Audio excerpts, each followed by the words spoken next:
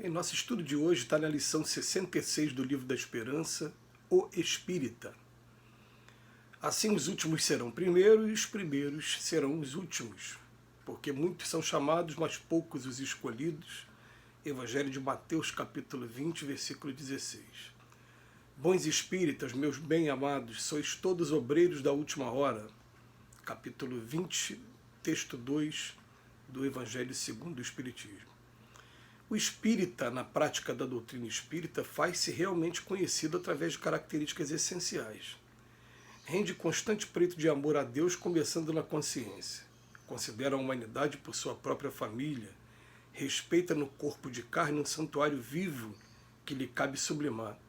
Abraça o trabalho construtivo, seja qual seja a posição em que se encontre. Abstém-se formalmente do profissionalismo religioso. Sabe-se um espírito em evolução e por isso não exige nos outros qualidades perfeitas que ainda não possui. Aceita sem revolta dificuldades e provações por não desconhecer que os princípios da reencarnação situam cada pessoa no lugar que traçou a si mesma ante os resultados das próprias obras. Empenha-se no aprimoramento individual na certeza de que tudo melhora em torno à medida que busca melhorar-se. Estima no dever irrepreensivelmente cumprido, seja no lar ou na profissão, na vida particular ou na atividade pública, o alicerce da pregação de sua própria fé. Exalta o bem, procurando a vitória do bem com o esquecimento de todo o mal. Foge da crítica pessoal à face da caridade que lhe rege o caminho, mas não recusa o exame honesto e imparcial desse ou daquele problema que interessa o equilíbrio e a segurança da comunidade em que vive. Exerce a tolerância fraterna, corrigindo o erro sem ferir, como quem separa o enfermo da enfermidade. Estuda sempre, ama sem escravizar e sem escravizar-se. Não tem a presunção de saber e fazer tudo, mas realiza com espontaneidade e alegria o trabalho que lhe compete. Age sem paixões partidárias em assuntos políticos, embora esteja atento aos deveres de cidadão que o quadro social lhe preceitua. Usa as posses do mundo em favor da prosperidade e do bem de todos, evita os excessos, simplifica quanto possível a própria existência, acata os preconceitos dos outros, conquanto não se sinta obrigado a cultivar preconceito algum. Definindo-se o espírita na condição de aprendiz infatigável do progresso, será justo lembrar aqui a conceituação de Kardec, no item 7 do capítulo 1 de Evangelho segundo o Espiritismo. Assim como Cristo disse, não vim destruir a lei, porém cumpri-la, o Espiritismo também diz, não vem destruir a lei cristã, mas dar-lhe execução. Texto lindíssimo, escrito por Emmanuel, e texto que lembra muito o capítulo do Evangelho segundo o Espiritismo, Sede Perfeitos, quando vai falar do homem de bem e depois do espírita, que a intenção é dizer que o cristão e o espírita tem que ser a mesma pessoa. Mas o Emmanuel vem traçar aqui para a gente alguns conselhos, um roteiro em que a gente começa a ler e naturalmente a gente vai se enquadrar em alguns e vai ter outros que a gente vai, meu Deus, esse aqui a gente ainda tem uma dificuldade enorme, mas que ele está colocando para a gente como condição, né, de você ser espírita. Em primeiro lugar, antes de fazer a análise até do texto de Emmanuel, a gente lembra que no Evangelho segundo o Espiritismo, uma frase maravilhosa que é um verdadeiro baluarte para a gente. É um jargão espírita, que fala para a gente, o espírito de verdade reconhece o verdadeiro espírita pelo esforço que ele faz em domar suas más inclinações. Esforço é o contrário de, vamos colocar assim, de acomodação. Então, esforço, eu estou me esforçando o tempo todo. E por sua transformação moral, porque sempre com um esforço sincero a transformação vem, ela começa a acontecer. Então é interessante a gente analisar sempre essa questão, porque ele fala para a gente assim, né? Reconhece o verdadeiro espírita pelo esforço em domar. A palavra domar, ela não significa extinguir. Quem está domando sabe que tem uma fera aqui dentro da gente, né? Porque a gente normalmente usa esses nomes, domar, para os animais mais selvagens, para os cães que são policiais, ou para alguns animais mais complicados aí nos zoológicos da vida. E de repente ele fala, domar suas más inclinações. O que tem de selvagem dentro da gente, de primitivo dentro da gente, todos nós aqui na Terra trazemos esse primitivismo que, desde os mais perfeitos até os menos perfeitos, a perfeição absoluta não existe aqui, mas uma característica aqui na Terra, todo mundo ainda tem egoísmo, vaidade, orgulho, de alguma maneira, né?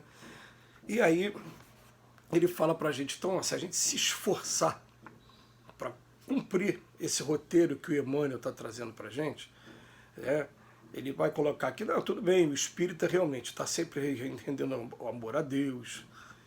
Isso são alguns conceitos que são mais fáceis, né? Por exemplo, considera a humanidade toda por sua própria família. A gente fala-se que é fácil, embora a gente observe ainda muitos preconceitos com alguns grupos minoritários, tem que ser a humanidade inteira. A humanidade inteira é minha família, todos os pontos do planeta. E, para não fugir muito da nossa realidade, aqueles que estão convivendo com a gente aqui de maneira mais direta, que são desses grupos aí que estão sendo discriminados de alguma maneira, são nossa família. Aí ele fala respeitar o nosso corpo como santuário, abraçar o trabalho construtivo, abstém-se formalmente do profissionalismo religioso. Me tornei um profissional da religião. E muitas das vezes, quando fala profissionalismo, também envolve você estar sendo remunerado. Então ele fala assim, não, nós temos que ter essa preocupação com a sociedade, com o trabalho profissional e também com o trabalho religioso. E eu convido aí a quem quiser depois pesquisar aí os vídeos de Chico Xavier. Tem um vídeo de Chico Xavier que sempre emociona a gente. Ele fala, eu trabalhei 30 anos no Ministério da Agricultura e quando me aposentei eu falei, viu, eu não disse que era possível ser médium e ser um profissional, é só você ter a disciplina do tempo. Então é desaconselhável mesmo você largar os compromissos profissionais sobre o argumento de que você vai se dedicar à religião como se fosse uma profissão. Né? Aí depois ele coloca, sabe-se que é um espírito em evolução, então se eu estou evoluindo e preciso de indulgência e de perdão, tratar os outros, né? Também não cobrar dos outros qualidade perfeita. Aceita, sem revolta, esse é difícil para a gente, né? A gente fica revoltado com as dificuldades e provações, mas está sendo um roteiro que a gente vai se esforçar para fazer. Depois ele bota, empenhe-se no aprimoramento individual, acho que principalmente o grupo que está acompanhando esses estudos está fazendo isso. Estima no dever cumprido, eu estou com o meu dever cumprido, meu dever com relação à minha família, o que está faltando, quais são os desafios que tem, meu trabalho profissional, eu tenho que estar com a minha cabeça, com o meu dever tem que estar cumprido, né? Com relação a meus filhos, com relação a meus pais, enfim. Exalta o bem, foge da crítica pessoal à face da caridade que lhe rege o caminho, mas não recusa o caminho, o exame honesto e imparcial desse ou daquele problema que lhe interessa. Outro ponto também que a gente precisa analisar bastante, né? Exerce a tolerância fraterna, olha que dificuldade a tolerância. Esforço. Estuda sempre, bom, tá bom. Ama sem escravizar-se, e sem escravizar, e sem escravizar, sem querer que a pessoa seja exatamente do jeito que eu quero, ou também não se deixar também se transformar para ser a pessoa ideal para ninguém, tem que ser eu mesmo, né? Muito bonito isso.